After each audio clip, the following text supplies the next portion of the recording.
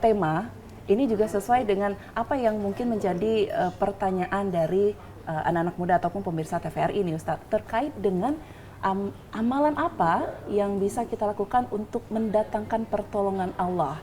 Misalnya nih Ustadz, ada yang anak muda nih, saya sudah sholat katanya, saya sudah bersedekah, tapi kok hidupnya gini-gini amat ya, kok gini-gini terus.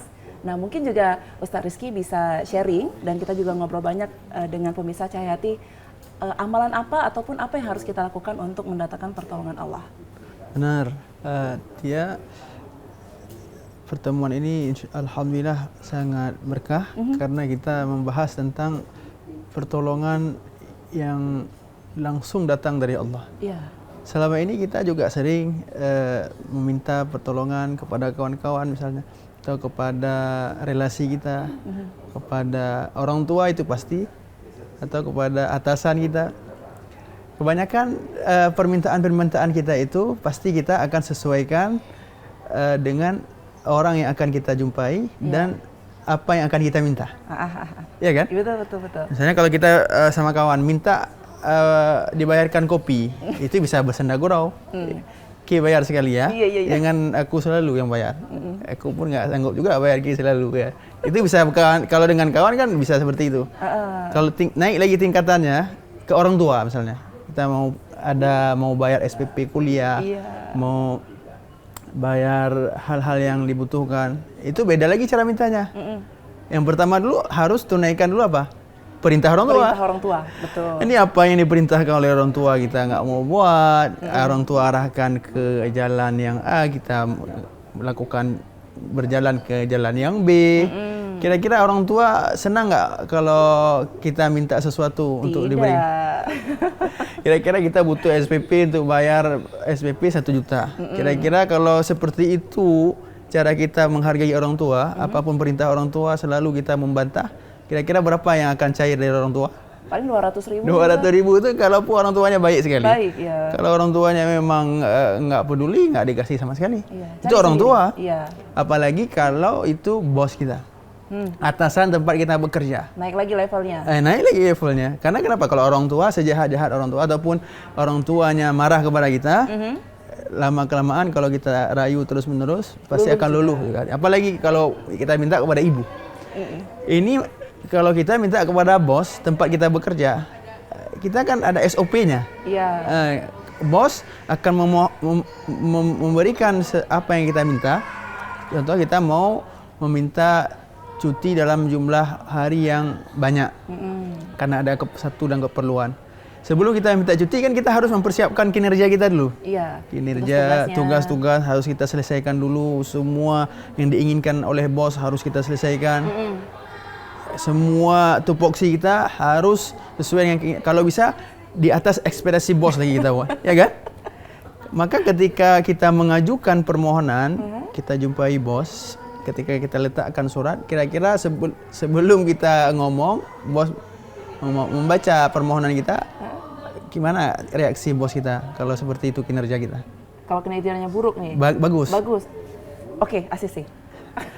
Apapun yang kita minta, lebih dari itu pun akan diberikan. Bahkan diberi bonus lagi. Ini kepada bos tempat kita bekerja.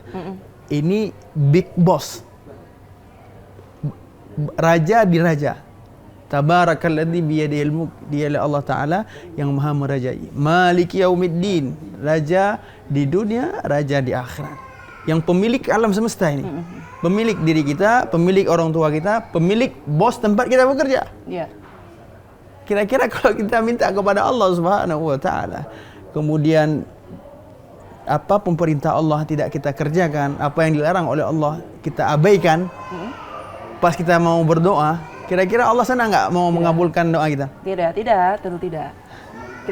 Kita tidak menjalankan kewajiban ataupun perintah Allah nih kan Ustaz? Iya kan? Ya sudah pasti. Kalau tingkat manusia biasa saja susah untuk memenuhi permohonan kita, apalagi Allah Subhanahu. Tapi karena Allah Subhanahu wa Ta'ala maha baik, Allah Subhanahu wa Ta'ala maha penyayang, Allah Subhanahu wa Ta'ala maha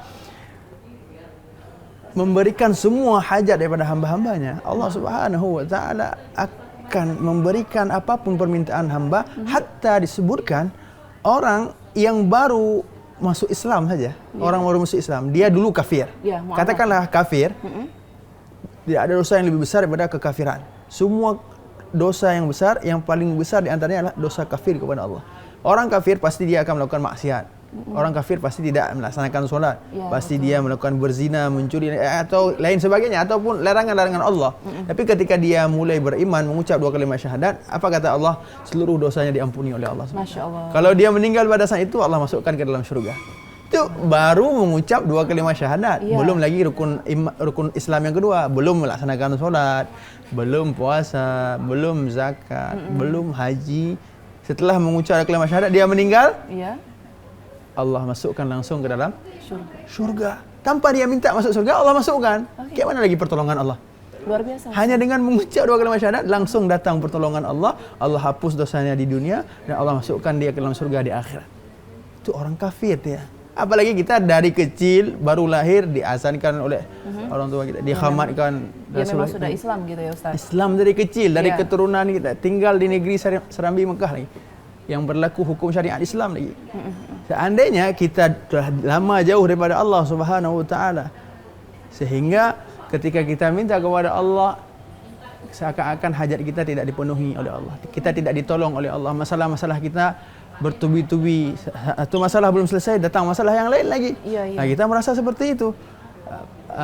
Sampai sebegitunya ketika kita mau kembali kepada Allah Subhanahu wa taala dengan kita bertaubat kepada Allah, Allah sebutkan dalam Al-Quran, ya ayyuhalladzina amanu tubu ilallahi taubatan nasuha. Hai orang-orang yang beriman, bertaubatlah kalian kepada Allah dengan sesungguhnya. Dan taubat yang sungguh-sungguh, kemudian kita perbanyak istighfar, mengucapkan astaghfirullahalazim, kita menyesal dengan dosa yang telah kita lakukan, kita berjanji kepada Allah untuk tidak mengulangi lagi dosa yang telah kita lakukan, dan kita mengganti semua dosa-dosa kita dengan amal-amal yang soleh yang diridhai oleh Allah Subhanahu wa taala. Sebanyak apapun dosa kita, kata Nabi SAW, sebanyak buih di lautan sekalipun, Allah Subhanahu wa taala akan menerima taubat kita dan mendatangkan pertolongan kepada kita ketika kita kembali kepada Allah Subhanahu wa taala. Masya Allah sekali ini untuk mendapatkan ridhonya Allah dengan yang dari yang kafir kemudian dia masuk Islam, dia bisa masuk ke dalam surga. Surga. Kalau dia meninggal pada saat dia sesudah mengucap 2 kalimat syahadat. Nah, kalau untuk yang bagaimana untuk ada orang yang melakukan kemaksiatan terus-menerus nih Ustadz, tapi dia mendapatkan kemudahan di dunia. Apa yang menjadi amalan dia yang lainnya di dunia ini Ustadz? Kalau kita lihat perkara-perkara dunia ini, kalau kita melihat kita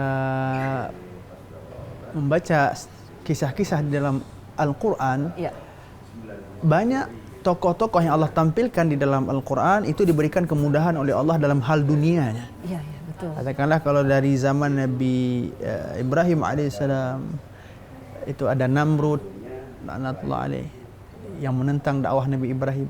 Di zaman Nabi Musa ada Fir'aun, seorang penguasa, raja di Mesir, memiliki harta benda yang banyak, memiliki kerajaan, memiliki bala tentara.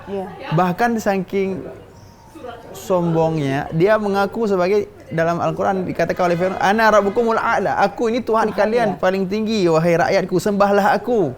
Kata Allah, dunia semua dia miliki. Begitu juga dengan Qarun yang memiliki harta benda begitu banyak. Pertanyaannya sebagaimana Tia tanya tadi, apakah dengan kemudahan bab dunia atau perkara dunia yang Allah mudahkan kepada mereka itu tandanya mereka itu ditolong oleh Allah Subhanahu wa taala atau dibantu oleh Allah Subhanahu wa taala sehingga mereka itu tidak beriman tapi Allah mudahkan dunianya? Ya kan, tidak beriman tapi dunianya mudah. Dimudahkan. Maka Nabi sallallahu alaihi wasallam sebutkan perkara dunia ini Allah Subhanahu wa taala akan memberikan kepada siapa saja. Baik yang beriman ataupun tidak beriman. Tidak beriman, betul. Baik yang taat maupun yang ahli maksiat. Baik. Kita tahan dulu nih boleh Ustadz ya. Ada nih lebih seru lagi tapi kita tahan dulu ya Ustadz, dan juga para pemirsa TVRI jangan kemana-mana, tetap di Cahaya Hati, sejukkan jiwa, tenangkan hati.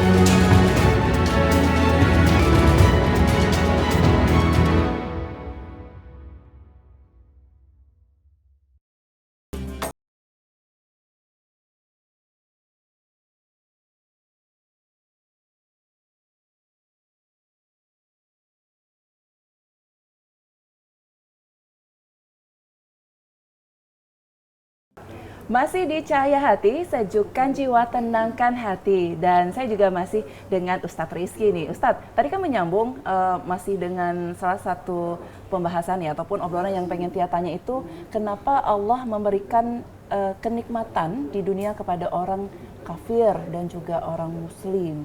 Kenapa dan apa perbedaan dari nikmat itu sendiri? Ini nikmatnya untuk orang kafir nih, ini nikmatnya untuk orang muslim. Baik.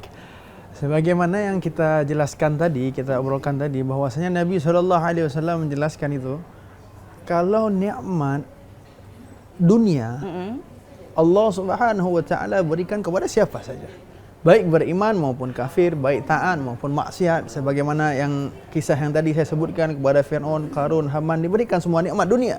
Tapi kepada mereka Allah Subhanahu wa taala tidak berikan nikmat agama. Karena nikmat agama ini nikmat yang paling berharga di sisi Allah Subhanahu wa taala. Nikmat yang paling mahal di sisi Allah Subhanahu wa taala. Dengan nikmat agama itulah Allah akan mendatangkan pertolongannya langsung kepada hamba-hambanya. Maka nikmat dunia ini, kata Nabi SAW, di sisi Allah tidak lebih daripada 11 sayap nyamuk. Coba Tia bayangkan, anak-anak muda pemirsa di TVRI yang dimuliakan oleh Allah. Kalau kita kumpulkan pasir kan kecil, kumpulkan pasir satu truk, berapa harga pasir satu truk sekarang? Berapa harganya? Kurang tahu nih kalau 700 lah kata-kata. Kalau pasir itu mau buat rumah 700.000 kita pesan. Ya, coba Tia bayangkan kita kumpulkan sayap nyamuk satu truk, berapa harganya? Mau beli? Enggak kan? Kita aja nggak mau, diberi aja. Saya beri ini gratis satu truk sayap nyamuk untuk Tia. Mau Tia? Enggak mau. Untuk Kenapa? apa? Karena nggak berharga sama sekali. Itulah gambaran Allah. Nabi katakan bahwa dunia itu seperti 11 sayap nyamuk di sisi Allah yang tidak ada harganya sedikit pun. Maka orang yang mengejar sayap nyamuk sama dengan mereka yang mengejar dunia ini. Mengumpulkan dunia, mengumpulkan harta benda yang sebanyak-banyaknya seperti Qarun, mengumpulkan pangkat jabatan setinggi-tingginya seperti Fir'aun, mengumpulkan semua yang dia inginkan di dunia, tapi melupakan Allah Subhanahu wa taala. Maka mereka itu tidak akan mendapatkan pertolongan Allah. Orang yang mendapatkan pertolongan Allah adalah mereka yang pertama beriman kepada Allah.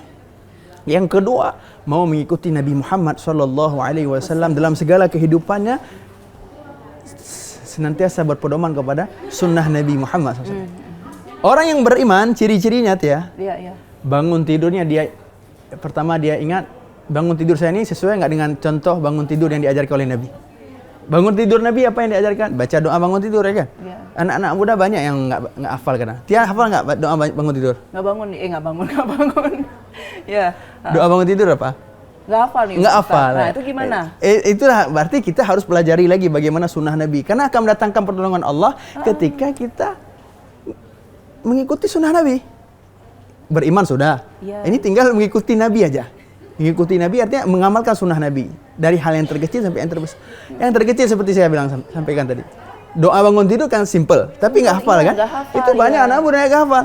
Masya Allah. Padahal kalau kita bangun tidur dengan membaca doa, Alhamdulillahilladzi ahyana ma'dama amatana wa ilaihin nusyur. Kita bersyukur kepada Allah. Yang pertama kita ingat Allah. Kata Allah, barang siapa yang bangun tidur yang pertama dia ingat adalah Allah, maka Allah akan cukupkan semua keperluannya pada hari itu.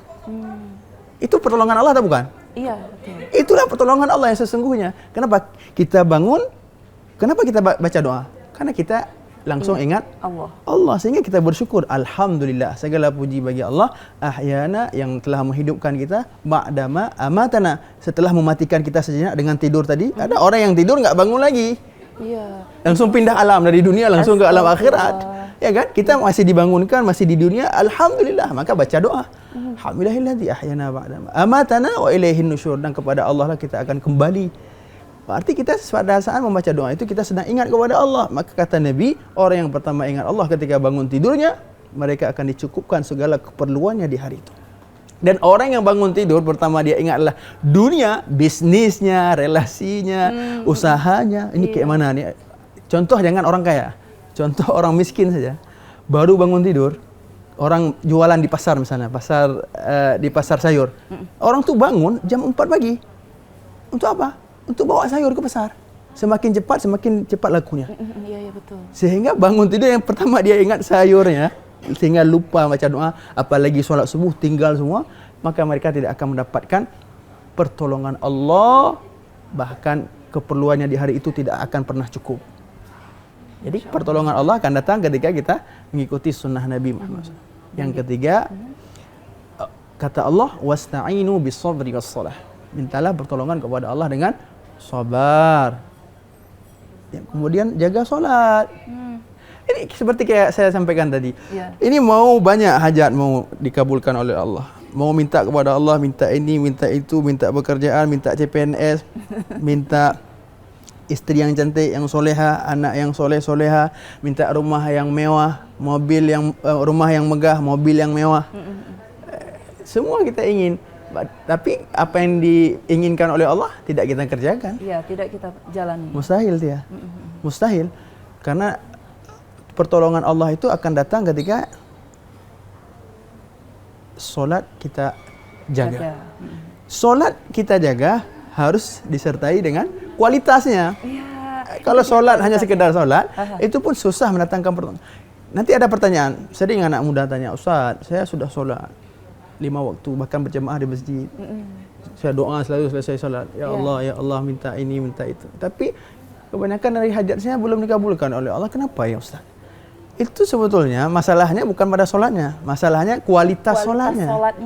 Iya. Kalau di zaman sahabat, solat 2 rakaat, selesai semua masalah mereka. Dalam kitab Hayatus Sahabah disebutkan ya, sahabat itu kalau mereka mau berperang, dalam kisah disebutkan itu dalam rombongan itu Sayyidina Abu Hurairah radhiyallahu anhu. Mereka berperang naik atas kuda sampai suatu ketika mereka mendapat sungai. Dan mereka tidak ada jembatan untuk melewati sungai. Pimpinan rombongan, amir rombongannya memerintahkan seluruh pasukan kita ambil wudhu dan kita solat hajat 2 rakaat. 2 rakaat. Allahu Akbar. Selesai solat dipimpin doa oleh pasukan, ya Allah kami sedang berjihad di jalanmu, tapi kami tidak bisa melewati daripada sungai ini untuk mendakwahkan Islam kepada hamba. Tolonglah kami ya Allah. Maka setelah berdoa mereka diperintahkan oleh pimpinan rombongan, sekarang pacu kudanya sekuat mungkin ke atas sungai itu, jangan melihat ke belakang. Maka mereka pacu kudanya setelah solat dan berdoa, pacu kudanya. Allah dengan izin Allah, dengan pertolongan Allah, mereka melewati sungai itu tanpa jembatan sampai ke seberang sungai. Dikatakan oleh Sayyidina Abu Hurairah radhiyallahu anhu, jangankan baju kami itu basah kena air, bulu kaki kuda kami pun tidak basah terkena air dengan berkah pertolongan Allah melalui solat yang kami kerjakan. Subhanallah. Jadi yang tadi yang diperintahkan oleh Allah, seberangilah sungai itu tanpa melihat ke belakang. Itu bukan Allah, pimpinan rombongannya. Ya. Oke, baik. Karena mereka solat dan yakin kepada solat akan mendatangkan pertolongan Allah sebagaimana firman Allah tadi, wasta'inu bisabri wassalah. Karena Nabi ketika sahabat lapor kepada ya Rasulullah, saya ada masalah ini, saya ada masalah itu. Apa solusi diberi oleh Nabi? Nabi tidak ada beri banyak solusi, satu solusi saja. Wasta'inu bisabri wassalah. Wasta'inu bisabri wassalah. Mintalah pertolongan kepada Allah melalui sabar dan solat. Sabar dan solat. Maka kalau kita mau mendatangkan pertolongan Allah, yang pertama jaga solat, yang kedua bagi laki-laki berjamaah, yang ketiga kualitas solat ditingkatkan. Allah Ta'ala berfirman dalam Quran, qad aflahal mu'minun alladzina hum fi salatihim khashi'un. Beruntunglah orang beriman. Kapan orang beriman beruntung dia? Ketika dia mendirikan solat, bukan hanya sekedar mengugurkan kewajiban, tapi solatnya dengan khusyuk. Baik. Apa itu khusyuk? Apa itu khusyuk dia? Ya, solat yang memang fokus dan juga memang diniatkan karena Allah Ta'ala. Saya tanya sama Tia. Tia kalau solat ada ingat pekerjaan nggak dalam solatnya? Ingat Ustaz, masih. Ini jemur kain di luar. Suasana mendung. Suasana mendung nih. Ya, datang waktu solat. Solat dulu nih, solat dulu karena udah waktu solat kan. Ini suasana mendung nih. Iya. Solat. Kira-kira ketika solat ingat nggak kainnya nanti basah kena hujan? Ya Allah, gimana ya? Ini hujan nih. Iya, ingat Ustaz. Itu khusyuk atau enggak? Tidak. Itulah yang namanya enggak khusyuk. Waduh. Itu contoh kecil. Apalagi anak-anak muda ini udah janjian main futsal nih. Solat. Allah. Kira-kira nanti saya kasih gol atau enggak ya? Atau kebanyakan kita solat ketika hilang barang, kita solat, pas solat dalam sholat kita cari tahu di mana barang kita yang hilang tadi. Selesai sholat langsung dapat barang itu. Oke, baiklah ini pemirsa, luar biasa sekali obrolan dengan Ustadz Rizky, di mana jika kita dapat kenikmatan hidup, maka yang pertama adalah sabar, kemudian menunaikan sholat, begitu ya Ustaz? Benar ya, itu mendatangkan pertolongan Allah. Betul, dan yang satu lagi kualitas sholatnya ditingkatkan kembali. Oke lah nih pemirsa TVRI, kita nanti akan kembali lagi tetap di Cahaya Hati, sejukkan jiwa, tenangkan hati.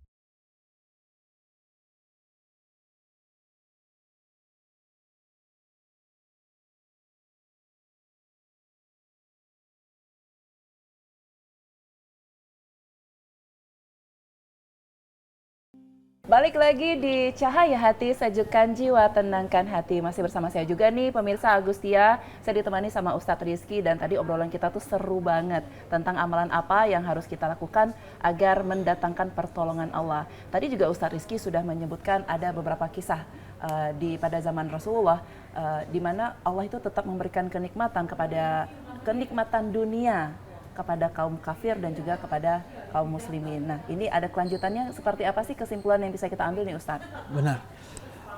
Untuk kenikmatan itu yang paling berharga adalah kenikmatan agama. Ya. Karena dengan agama itu akan mendatangkan pertolongan Allah. Disebutkan oleh para ulama, apa saja amalan yang akan mendatangkan pertolongan Allah. Dan siapa saja yang mengamalkannya pasti akan ditolong oleh Allah. Baik kita masih muda, ataupun sudah berkeluarga, sudah jadi orang tua, hatta kita meninggal dunia, husnul khotimah, amin, itu juga termasuk pertolongan Allah. Kalau nggak ditolong oleh Allah, susah kita untuk ucap la ilaha illallah di akhir hayat kita. Maka apa saja amalannya? Yang pertama dikatakan, sebagaimana yang disebutkan tadi dalam Al-Quran, wasta'inu bis-sabri was-salah. Mintalah pertolongan kepada Allah dengan sabar dan salat. Penjelasannya sebagai saya sebutkan tadi, dengan sabar, kita innallaha ma'as sabirin. Dengan salat, itu as-salatu mi'rajul mu'minin. Salat itu adalah perjalanan ruh kita kepada Allah, proses komunikasi kita kepada Allah. Pada saat yang terbaik untuk kita minta kepada Allah dalam salat kita adalah ketika kita sujud. Maka dikatakan ulama ketika sujud perbanyak doa. Doa kalau bisa dalam bahasa Arab. Kalau bisa dalam bahasa Arab. Kalau nggak bisa dalam bahasa Arab, maka doanya dalam hati. Selain dari bahasa Arab, nggak boleh diucapkan, batal salat. Kalau dalam bahasa Arab boleh diucapkan. Jadi misalnya Ustadz nih, misal lagi duduk dengan teman-teman kita berdoa, ya Allah ya Tuhanku ampunilah dosa. Kalau lagi duduk boleh, ini lagi sholat. Lagi sholat yang tidak boleh ya. Lagi sholat, kan saya bilang tadi, kedekatan antara seorang hamba dengan Allah yang paling dekat itu dalam sholat adalah saat sujud. Ketika sujud, maka perbanyaklah doa ketika sujud. Doa dalam sujud itu yang terbaik, yang boleh dibaca dalam bahasa Arab. Kalau selain bahasa Arab nggak boleh dibaca, nggak boleh dilafadzkan karena membatalkan sholat. Selain dari bahasa Arab, kalau ada hajat kita kepada Allah, maka dibaca cukup dalam hati saja. Itu yang pertama amalannya. Yang kedua, memperbanyak membaca Al-Quran. Jadi Al-Quran itu satu kebaikan, satu huruf yang kita baca 10 kebaikannya. Kalau semakin banyak Al-Quran yang kita baca, semakin banyak kebaikan. Maka setiap kebaikan itu akan mendatangkan pertolongan Allah. Kalau kita malas baca Al-Quran, lebih sering baca koran yang ada di HP kita, lebih sering baca chat, baca medsos kita dibanding baca Quran, maka semakin jauh daripada pertolongan Allah Subhanahu wa taala. Maka hari ini kalau anak-anak muda mau mendatangkan pertolongan Allah, perbanyak baca Quran. dimanapun kita berada, harus ada baca Quran minimal 1 ayat 1 hari. Minimal sekali 1 ayat. Ayat 1 hari. Minimal sekali. Baik. Jangan, kalaupun tidak bisa baca Quran, kalau banyak sekali dosa kita, minimal kita lihat Quran saja. Ya Allah, berikan taufik hidayah untuk saya bisa pegang Quran, bisa baca Quranmu ya Allah. Itu kita minta sama Allah, agar Allah tolong kita. Yang ketiga, perbanyak solawat. Dengan perbanyak solawat kepada Nabi SAW, itu banyak, kata para ulama, akan mendatangkan pertolongan Allah. Masya Allah. Karena solawat ini amalan yang Allah perintahkan kepada kita, dan Allah sendiri pun melaksanakannya atau melakukannya. Tapi beda maknanya. Innallaha wa malaikatahu yusalluna 'alan nabi. Sesungguhnya Allah dan para malaikatnya bersalawat kepada Nabi Muhammad. Betul. Itu artinya Allah senantiasa menurunkan rahmatnya kepada Nabi Muhammad. Ya ayyuhalladzina amanu sallu 'alaihi wa sallimu taslima. Hai orang-orang yang beriman, perbanyaklah salawat kepada Nabi Muhammad. Karena dengan salawat kita kepada Nabi Muhammad, Allah akan memberikan syafaat oleh Nabi Muhammad kepada kita di yaumil akhir, dan Allah akan mendatangkan kepada kita pertolongan ketika kita di dunia ini. Bahkan katakan oleh para ulama, kalau kita lupa sesuatu yang sudah kita hafal atau sudah kita ingat, atau hafalan Quran kita lupa, maka anjurannya untuk mengingat kembali apa yang sudah kita lupa itu dengan memperbanyak salawat. Misalnya ini lagi ada acara, materinya sudah dihafal nih, tiba-tiba lagi berlangsung lupa materinya. Ya, ngeblank biasanya. Solusinya bagaimana itu? Perbanyak salawat. Salawat. Karena dengan salawat itu langsung nanti Allah datangkan pertolongan Allah, Allah datangkan ilham, Allah Subhanahu wa taala akan berikan taufik, hidayah, inayah kepada kita untuk ingat kembali apa yang kita sudah hafal tadi. Itu padahal yang paling mudah ya Ustaz. Salawat. Allahumma shalli ala sayyidina Muhammad wa ala ali sayyidina. Sambil duduk pun bisa, sambil berdiri, sambil bermain, bisa salawat. Yang keempat apa? Perbanyak istighfar. Karena istighfar itu akan mendatangkan rezeki dari arah yang tidak disangka-sangka. Allah akan selesaikan semua masalah kita. Setiap hajat kita akan cepat dikabulkan oleh Allah kalau kita tambah dengan berbanyak istighfar. Astaghfirullah yang paling singkat. Kalau mau panjang lagi, astaghfirullahalazim wa atubu ilaih. Kalau mau panjang lagi, astaghfirullahalazim alladzi la ilaha illa huwal hayyul qayyum wa atubu ilaih. Kalau mau yang paling panjang, sayyidul istighfar, kata para ulama, baca Allahumma anta rabbi la ilaha illa anta khalaqtani wa ana 'abduka wa ana 'ala ahdika wa wa'dika mastata'tu abu'u laka bi ni'matika 'alayya wa abu'u bi dhanbi faghfirli fa innahu la yaghfiru dhunuba illa anta. Itu sebaik-baik istighfar, sayyidul istighfar, pemimpinnya istighfar. Kalau itu kita baca istiqamah minimal sehari, kata Nabi, aku tidak pernah melupakan istighfar sehari semalam, padahal beliau tidak berdosa. Iya. Antara 70 sampai 100 kali sehari semalam beliau istighfar kepada Allah. Nabi yang tidak berdosa saja senantiasa beristighfar kepada Allah 100 kali. Kita yang ahli maksiat ini, yang banyak dosa dari ujung rambut sampai ujung kaki, malah 1 kali pun enggak pernah beristighfar kepada Allah. Hatta mungkin solat pun kita tinggalkan. Na'udzubillahi min dzalik. Dan yang terakhir adalah perbanyak sedekah. Itu amalan yang akan mendatangkan pertolongan Allah. Kalau kita mau Allah tolong cepat, cash pada saat itu juga, sesuaikan hajat kita dengan jumlah sedekah kita. Betul. Jangan sampai hajatnya besar, sedekahnya kecil. Baik. Kalau bisa hajatnya kecil, sedekahnya besar. Kalau bisa hajatnya kecil, sedekahnya besar. Baik, tadi juga sudah disampaikan nih pemirsa oleh Ustadz Rizky, ada beberapa amalan-amalan yang memang kita bisa lakukan untuk mendapatkan pertolongan dari Allah. Salah satunya adalah istighfar, kemudian sholawat, dan juga sedekah. Hajatnya kecil, doanya yang banyak, sedekahnya yang banyak gitu ya. Baik, terima kasih banyak ini Ustadz Rizky. Saya senang sekali. Dan nanti kita bisa lanjut di lain kesempatan ya Ustadz ya. Insyaallah. Nanti kalau memang ada pertanyaan, saya langsung calling Ustadz deh kalau begitu. Baiklah nih pemirsa TVRI, kita akhiri di program Cahaya Hati hari ini bersama Ustadz Rizky. Terima kasih banyak untuk kebersamaannya. Dan langsung saja saya Agustia, pamit. Assalamualaikum warahmatullahi wabarakatuh. Tetap tonton terus Cahaya Hati, sejukkan jiwa, tenangkan hati.